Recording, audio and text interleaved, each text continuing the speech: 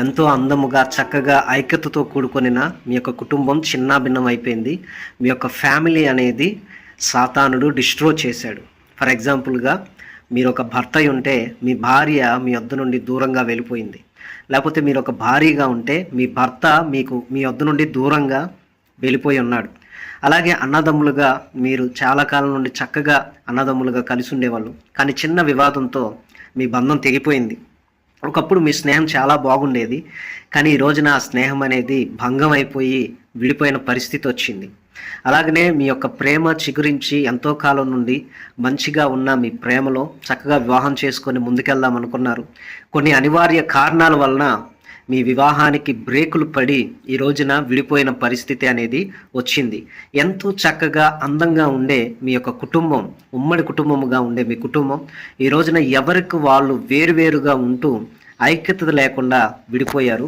అయితే ఈ రోజున దేవుడు నీతోనే మాట్లాడుతూ ఉన్నాడు. పరిశుద్ధాత్మ దేవుడు ఖచ్చితముగా దేవుడు నీ పట్ల ఏం చేస్తాడు అనేది ఈ రోజున దేవుని యొక్క వాక్యంలో నుండి నేను మీకు బైబిల్ గ్రంథంలో నుండి వివరిస్తాను. దానికంటే ముందుగా ఈ యొక్క వీడియోని ఒక లైక్ చేయండి. దానికంటే ముందుగా ఈ యొక్క వీడియోని మీరు అనేకులకు కూడా షేర్ చేయండి. వాట్సాప్ స్టేటస్లో పెట్టండి. హై పాయింట్స్ మస్ట్ అండ్ షుడ్గా ఇవ్వండి. అలాగనే కామెంట్ చేయండి, దేవుడు నన్ను బాగు చేస్తాడు, దేవుడు నన్ను బాగు చేస్తాడు అని కామెంట్ చేయండి. చక్కగా దేవుని యొక్క వాక్యంలో నుండి ఈ రోజున చాలా అంశాలను నేను మీకు వివరిస్తాను. చక్కగా టీవీలో పెట్టుకోండి, లేదా సంఘాల్లో పెట్టుకోండి, సౌండ్ బాక్సుల్లో పెట్టుకొని అందరికీ వినిపించండి.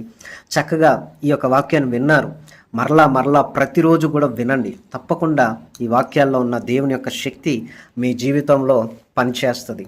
కాబట్టి దేవుని యొక్క వాక్యంలో నుండి మూల వాక్యం ఏంటి అనేది నేను మీకు చూపిస్తాను. ఆమోస్ గ్రంథము 9వ అధ్యాయము 11వ వచనంలో, పడిపోయిన దావీదు గుడారమును ఆ దినమున నేను లేవనెత్తి దాని గోడను బాగు చేసి దాని పోయిన చోట్లను బాగు చేసి ఏదేమో శేషమును నా నామం ధరించిన అన్ని జనులందరినీ నా జనులు స్వతంత్రించుకొనున్నట్లు పూర్వపు రీతిగా దానిని మరలా కట్టుదును. నెంబర్ 1 ఈ యొక్క వాక్యంలో ఉన్నది ఏంటి అంటే గుడారము పడిపోయింది. అయితే దేవుడు పడిపోయిన ఆ గుడారాన్ని గోడను బాగు చేస్తానంటున్నాడు, పోయిన చోట్లల్లా కూడా బాగు చేస్తానంటున్నాడు, తిరిగి మరలా కడతాను అని అంటున్నాడు. ఇక్కడ దావీదు గుడారము అనే దగ్గర దావీదు అనే పేరు తీసేసి మీ పేరు యాడ్ చేసుకున్నట్లయితే కరెక్ట్గా మీకు ఈ యొక్క వాక్యం యాప్ట్ అవుతుంది. మీ గుడారము అనగా మీ కుటుంబం, గుడారము అనగా ఇల్లు అనగా ఇంట్లో అన్నదమ్ములు, అక్క చెల్లెళ్ళు, అత్త మామ, కోడలు, ఇలాగా అందరూ కలిసి నివాసం చేసేది గుడారము. భోజనపు బల్ల ఉంటుంది, దాని చుట్టూ బిడ్డలు ఉంటారు. సో ప్రతిరోజు కూడా ఆహారం వండుకుంటూ తింటూ కష్ట సుఖాల్లో కూడా ఒక దగ్గర ఉండి కలిసి ఉండే ఒక గుడారం. అయితే ఏమైందో తెలియదు, మీ భార్యాభర్తలు మీరు విడిపోదాం అని అనుకుంటున్నారు, విడిపోయారు కూడా. మరి జ్ఞానవంతురాలు తన ఇల్లును కట్టుకొను అని దేవుని యొక్క వాక్యంలో రాయబడిన ప్రకారముగా మూడుడైన 3 రాళ్ళు తన చేతులతో తన ఇల్లు ఓడబెరుకుకొనును అని వాక్యంలో రాయబడి ఉన్నది. మరి ఈ రోజున నువ్వు జ్ఞానవంతుడివి, జ్ఞానవంతురాలు అయితే పడిపోయిన నీ కుటుంబం తిరిగి కట్టబడాలని నీవు ప్రయాసపడతావు. సో ఐక్యత కలిగి ఉండడం అనేది దేవుని యొక్క చిత్తం. కాబట్టి దేవుడు తన చిత్తానుసారముగా నిన్ను పైకి లేవనెత్తాలని ఆశపడుతున్నాడు. ఈ వాక్యం చెప్పేటప్పుడు చిన్నప్పుడు నేను చదివిన ఒక కథ గుర్తుకొస్తుంది. ఆ ఆవుల గుంపులో ఒక 10 ఆవులు కలిసి ఉండేవి. 10 ఆవులు కలిసి ఉన్నప్పుడు ఒక సింహం వచ్చేది. సింహం ఎప్పుడు దాడి చేద్దాం అనుకున్నా ఆవులన్నీ కూడా కలిసిమెలిసి ఉండడం మూలాన సింహం వాటిలో దేన్ని కూడా చంపడానికి వీల్లేకపోయేసరికి ఆ సింహం తెలివిగా ఏం చేసింది అంటే వాళ్ళందరూ విడిపోవాలనుకుంది. అలాగనే కాలక్రమేణా ఆ 10 ఆవులు కూడా వాటిలో అవే గొడవపడి విడిపోవడం జరిగింది. సో ఇలాగన ఎప్పుడైతే విడిపోయాయో, దేనికి దాన్ని సింగిల్గా అయిపోయాయో, అప్పుడు ఆ సింహం టార్గెట్ చేసి ఒక్కొక్క దాన్ని చంపుకుంటూ చివరికి ఏమీ లేకోకుండా మొత్తాన్ని తుడిచిపెట్టేసింది. సో ఎప్పుడైతే అవి ఐక్యతగా ఉన్నాయో అవన్నీ చక్కగా క్షేమంగా ఉన్నాయి. కానీ ఎప్పుడైతే అవి విడిపోయి ఉన్నాయో అప్పుడు ఆ యొక్క సింహం వాటిని టార్గెట్ చేసి ఈజీగా వాటిని చంపేసి తినేసింది. సాతాను కూడా ఏం చేస్తాడు అంటే ఐక్యతతో ఉన్న నీ స్నేహాన్ని పాడు చేయాలనుకుంటాడు, ఐక్యతతో ఉన్న నీ దాంపత్య బంధాన్ని పాడు చేయాలనుకుంటాడు, ఐక్యతతో ఉన్న నీ అన్నదమ్ముల అనుబంధాన్ని పాడు చేయాలని చూస్తాడు. ఐక్యతతో ఉన్న నీ తల్లిదండ్రులతో ఉన్న నీ అనురాగాన్ని, బిడ్డల మీద ఉన్న నీకున్న అనురాగాన్ని సాతానుగాడు నాశనం చేయాలని చూస్తాడు. ఈ రకంగా ఏం చేస్తాడు అంటే, ఆ మంచిగా కట్టుకున్న ఆ గోడలను, మంచిగా వేసుకున్న ఆ గుడారమును, ఆ ఇల్లుని ఏం చేస్తాడు అంటే నాశనం చేస్తాడు. ఆ ఇంట్లో ఎవరు లేకుండా చేస్తాడు. అదంతా కూడా పాడైపోతుంది. అయితే ఇలాగ పాడైపోయిన కుటుంబాలు ఎన్నో ఉన్నాయి. ఈ రోజుల్లో చాలామంది నాకు ఫోన్ చేసి, పాస్టర్ గారు, మా భర్త నాకు దూరం అయిపోయాడు, నా భార్య నాకు దూరం అయిపోయింది, నా బిడ్డలు నాకు దూరం అయిపోయారు, నాతో మాట్లాడట్లేదు, నన్ను అసహించుకుంటున్నారు, నా దగ్గరికి రావట్లేదు. ఒకప్పుడు మేమందరం కలిసి మెలిసి ఉమ్మడి కుటుంబం బాగా ఉండేవాళ్ళం, కానీ ఈ రోజున మా పరిస్థితి ఏం బాగోలేదని ఎంతోమంది కన్నీరు పెట్టుకొని వాళ్ళ కుటుంబం తిరిగి కట్టబడాలని ప్రార్థనా సహాయాన్ని కోరతారు. అయితే ఒక మనిషి పడిపోయిన గుడారాన్ని కట్టలేడు, కానీ దేవుడు పడిపోయిన అనుబంధాల్ని అనురాగాలతో అద్భుతంగా తిరిగి నిర్మించగలడు. పాడైపోయిన ప్రతిదాన్ని బాగు చేయగలడు. పోయిన చోట్లల్లా కూడా దేవుడు బాగు చేయగలడు. పూర్వపు రీతిగా మరలా తిరిగి ఆ కుటుంబాన్ని కడతాడు. నీ భర్త నీ దగ్గరికి నేను రాను అని వేరే స్త్రీతో వెళ్ళిపోయాడు కదా, తప్పకుండా ఎక్కడ ఉన్నా నీ భర్తను దేవుడు తీసుకొని వస్తాడు. నీ భార్య నిన్ను వదిలేసి నాకు విడాకులు కావాలి, నువ్వు నాకు వద్దు అని చెప్పి నీకు దూరంగా వెళ్ళిపోయి నీ బిడ్డలు కూడా వదిలేసి అంతు పట్టకుండా, అడ్రస్ లేకోకుండా తన దారి తాను చూసుకొని వెళ్ళిపోయింది. అయితే దేవుడు ఆమెను మరలా తీసుకొని వస్తాడు. పూర్వపు రీతిగా మరలా నీ కుటుంబం కట్టబడుతుంది. విడిపోయిన మీ అన్నదమ్ముల అనుబంధం, చెదిరిపోయిన మీ బంధువులతో ఉన్న అనుబంధం, అలాగే పాడైపోయిన నీ స్నేహబంధం మరలా దేవుడు తిరిగి అనుబంధాలన్నిటినీ కట్టబోతున్నాడు. అక్క చెల్లెల మధ్య ఉన్న అనుబంధం, అన్నదమ్ముల మధ్య ఉన్న అనుబంధం, అల్లుడు కోడళ్ళు, మామ అత్త, ఇలాగా ఒక కుటుంబంగా ఉన్న అనుబంధాలన్నీ చల్లా చెదురైపోయి మానసికంగా, శారీరకంగా, ఫిజికల్గా, మెంటల్గా చాలా దూరంగా ఉంటున్నారు. ఒకే కుటుంబంలో ఉంటారు కానీ ఒకరికొకరికి పడదు. ఒక దగ్గరే జీవిస్తారు కానీ సమాధానం లేకుండా ఉంటారు. ప్రతిరోజు ఇంట్లో గొడవలే, ప్రతిరోజు ఇంట్లో జగడాలే, ప్రతిరోజు ఇంట్లో భయంకరమైన అరుపులు, కేకలు, పోలీస్ స్టేషన్లు, కోర్టులు. ఇలాగా నీ కుటుంబం పాడైపోయింది. దేవుడు ఈ రోజున నీతో చెబుతున్న మాట. సో ఒకసారి ఒక వాక్యం చదువుదాం. పడిపోయిన దావీదు గుడారమును ఆ దినమును నేను లేవనెత్తి దాని గోడను బాగు చేసి దాని పోయిన చోట్లను బాగు చేసి ఏదేమి విశ్వాసమును నా నామం ధరించిన అన్ని జనులందరినీ నా జనులు స్వతంత్రించుకున్నట్లు పూర్వపు రీతిగా దాన్ని మరలా కట్టుదును. ఇలాగు జరిగించి యెహోవా వాక్కు ఇదే. రాబో దినములలో కోయివారు దున్నువారు వెంటనే ఒత్తురు, విత్తనం చల్లువారి వెంటనే ద్రాక్ష పండ్లు త్రొక్కువారు ఒత్తురు. పర్వతముల నుండి మధురమైన ద్రాక్షారసం స్రవించును, కొండలన్నీ రసదారులగును. ఇదే యెహోవా వాక్కు. మరియు శ్రమనందుచున్న నా జనులకు ఇశ్రాయేలీయులను నేను చెరలో నుండి రప్పింతును. పాడైన పట్టణములను మరలా కట్టుకొని వారి కాపురు ముందురు. ద్రాక్ష తోటలు నాటి వాటి రసమును త్రాగుదురు, వనములు వేసి వాటి పండ్లను తిందురు. వారి దేశమందు నేను వారిని నాటుదును. నేను వారికిచ్చిన దేశంలో నుండి వారు ఇక పెరికివేయబడరని నీ దేవుడైన యెహోవా సెలవిచ్చుచున్నాడు. ఇంపార్టెంట్ పాయింట్స్ ఏంటంటే, పడిపోయిన గుడారం, గోడ బాగు చేయబడడం, కట్టబడడం, అలాగే కోయివారు దున్నువారు, అలాగే విత్తనం చల్లువారు, విత్తనాలను ద్రాక్ష కాయలను త్రొక్కువారు. పర్వతముల్లో మధురమైన ద్రాక్షారసం, కొండలన్నీ రసధారలవ్వడం, పాడైపోయిన పట్టణాలు తిరిగి కట్టబడడం, నాటబడడం, అలాగే పెరికివేయబడకుండా నాటబడడం. సో 8 పాయింట్స్ కూడా మనకి ఈ యొక్క వాక్యాల్లో కనపడతాయి. కాబట్టి ఈ యొక్క 8 పాయింట్స్, 8 పాయింట్స్ని కూడా నేను మీకు వివరిస్తాను. చాలా చక్కగా ఉంటుంది. ఎంత గొప్ప ఆశీర్వాదాన్ని రాబోయే రోజుల్లో దేవుని కోసం దాచి ఉంచాడు అంటే. సో వీడియో కొంచెం లెంత్ అయినా తప్పకుండా ఈ మాటలని వినండి. లాస్ట్లో మీ కొరకు నేను ప్రార్థన చేస్తాను. దేవుడు ఏం చేస్తాడు అంటే, దేవుడు బాగు చేస్తాడు. పోయిన చోట్లల్లా కూడా బాగు చేస్తాడు. మరి ఈ రోజున నీ గుడారము పాడైపోయింది, నీ కుటుంబం, నీ బిడ్డలు పాడైపోయారు, నీ భార్య పాడైపోయి ఉండవచ్చు, నీ భర్త వ్యసనాలకు పాడైపోయి ఉండవచ్చు, నీ కుటుంబం పాడైపోయి ఉండవచ్చు. అయితే దేవుడు నీ కుటుంబాన్ని బాగు చేయడం మొదలు పెడతాడు. అంటే బాగు చేయడం అంటే ఎలాగంటే, ఒక టాపీ మేస్త్రి లాగా, ఒక టాపీ మేస్త్రి ఒక ఇంట్లోకి వెళ్ళినప్పుడు ఎక్కడెక్కడైతే గోడల దగ్గర రాళ్ళు పడిపోయి ఉన్నాయో తిరిగి ఆ రాళ్ళను పేర్చి మరలా సిమెంటు, ఇసుక వేసి తిరిగి కడతాడు. అలాగే ఎక్కడెక్కడైతే రెస్టరేషన్ చేస్తాడు, పాడైపోయిన ఒక ఇల్లు చెదలు పట్టబడి అలాగనే నాశనం అయిపోయి అన్క్లీన్గా ఉన్న ఇల్లుని ఒక వ్యక్తి వెళ్ళి మేస్త్రి బాగు చేసినట్లుగా యేసు ప్రభువారు నీ ఇంటిని మరలా బాగు చేస్తాడు. తిరిగి మీ అనుబంధాలు రెస్టరేషన్ అవుతాయి, తిరిగి మీకు అనురాగాలు కలుగుతాయి.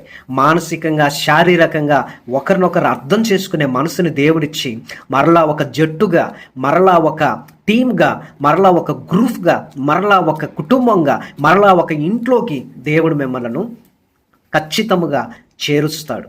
పూర్వపు రీతి లాంగ్ ఎగో ఎలా ఉండేవాళ్ళో అంతకంటే కూడా మంచిగా మీరు ఉన్నట్లుగా దేవుడు చేస్తాడు. అలాగనే రాబో దినములలో కోయివారు దున్నివారు వెంటనే వత్తురు.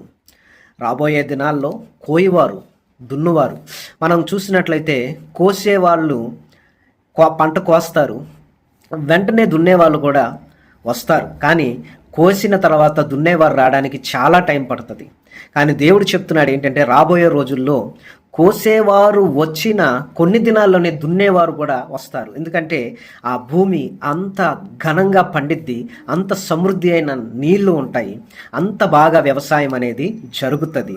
విత్తనం చల్లువారు వెంటనే ద్రాక్ష పండ్లు తొక్కువారు వస్తారు. అనగా విత్తనాలు చల్లిన వెంటనే ద్రాక్ష పండ్లు వస్తాయి. ద్రాక్ష పండ్లు వచ్చిన తర్వాత త్రొక్కు వాళ్ళు వస్తారు. ఇలాగా పర్వతముల నుండి మధురమైన ద్రాక్షారసము స్రవించును. కొండలన్నీ రసధారులగును. కొండలు పర్వతాలు మనం చూసుకున్నట్లయితే పర్వతాల్లో కొండల్లో ద్రాక్షారసం రాదు, అక్కడ ద్రాక్ష చెట్లు ఉండవు. ఈ కొండలు అలాగే ఈ పర్వతాలు దేనికి సాదృశ్యం అంటే కష్టాలకి, నష్టాలకి, వేదనలకి, బాధలకి.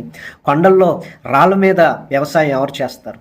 రాళ్ళ మీద ఏ పంట పండిద్ది? కానీ రాళ్లను సైతం కూడా దేవుడు ద్రాక్షారసంతో నింపబడినట్లుగా, అనగా పండ్లన్నీ రాలిపోయినప్పుడు, ఆ పండ్లన్నీ పగిలినప్పుడు వాటిలో ఉన్న రసమంతా కారి ఆ కొండలంతా కూడా రసధారలు అయిపోతుంది. అంటే ఒక నది ప్రవహించినట్లుగా కొండలన్నీ కూడా ద్రాక్షారసంతో స్రవిస్తుంది.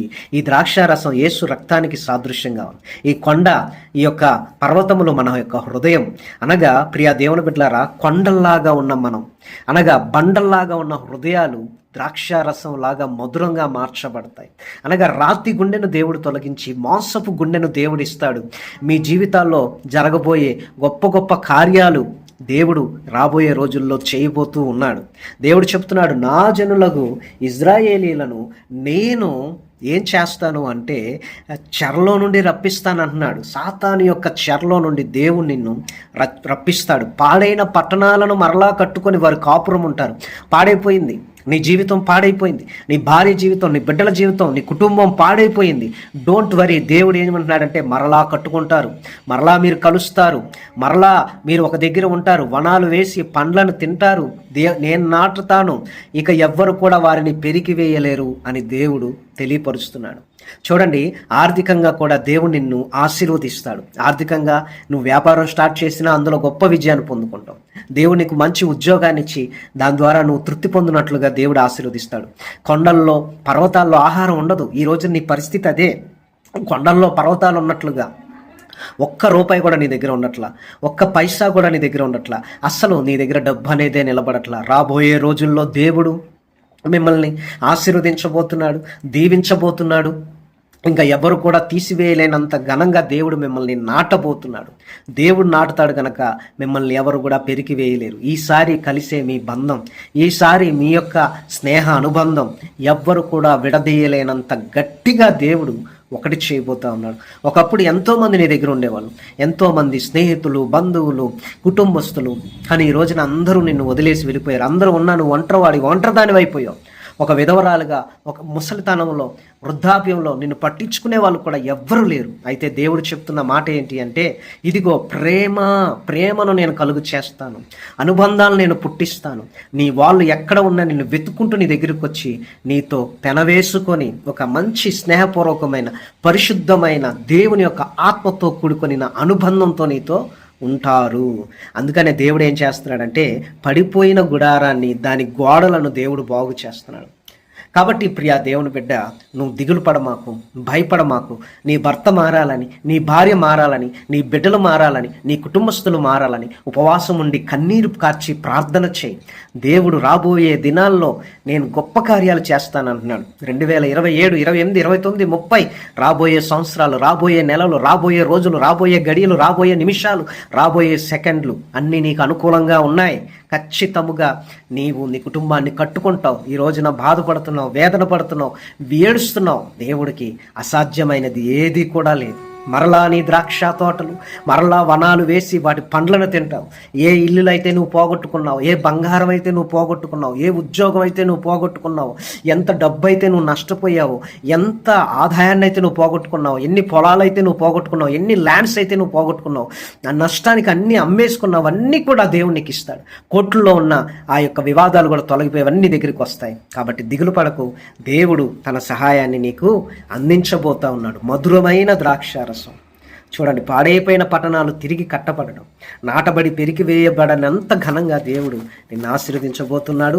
ఇవిని నా యొక్క వాక్యం నేడు దేవుడు దీవించి ఆశీర్వదించి వర్ధిల్ల చేయునుగాక. మీ కొరకు ఒక చిన్న ప్రార్థన నేను చేస్తాను. మహాపరిశుద్ధుడా, ఇదిగో ఎవరైతే ఈ యొక్క వాక్యాన్ని విన్నారు వారిని, వారి కుటుంబ సభ్యులను మీరు దీవించి ఆశీర్వదించి నీ మహిమతో నింపమని ప్రార్థన చేస్తున్నాను. ఇదిగో నాయన, నీ సన్నిధిని, నీ ప్రసన్నతను, నీ యొక్క అభిషేకాన్ని ప్రభువా నీ బిడ్డలపైన మీరు ఉంచి నీ కృపలో భద్రపరచమని ప్రార్థన చేస్తున్నాను. అన్ని విషయాల్లో నీ బిడ్డలకు మీరే తోడై ఉండి నడిపించి నీ కృపలో భద్రపరిచి వర్ధిల్ల చేయమని ప్రార్థన చేస్తున్నాం. నీ మహిమ, నీ ప్రసన్నత, నీ యొక్క అభిషేకం బిడ్డలపై ఉంచమని యేసునామం పేరట అడుగుతున్నాం తండ్రి, ఆమేన్. 9908937164 ఇది నా నెంబరు. మీకు ఎవరికైనా ప్రార్థన అవసరతలు ఉన్నట్లయితే ఈ నెంబర్కి కాల్ చేసి మీ ప్రార్థన అవసరతలు తెలియపరచండి. అలాగనే ప్రియా దేవుని బిడ్డలారా, ఇదే నెంబర్కి ఫోన్పే, గూగుల్ పే, పేటిఎం ఉంటుంది. మేము చేస్తున్న ఈ యొక్క చిన్నపాటి పరిచర్యకి మీరు సహకరించిన ఈ యొక్క వీడియోను చూసిన ఒక 10-15 మంది అయినా కానీ ఈ యొక్క పరిచర్యకి మీరు సహకరించండి. దేవుడు ప్రేరేపించిన కొలది మీ కానుకలను ఈ నెంబర్కి పంపించండి. పంపించిన కొద్ది దినాల్లోనే దేవుని పట్ల బలమైన గొప్ప కార్యం చేసి నిన్ను ఆశీర్వదించునుగాక. God bless.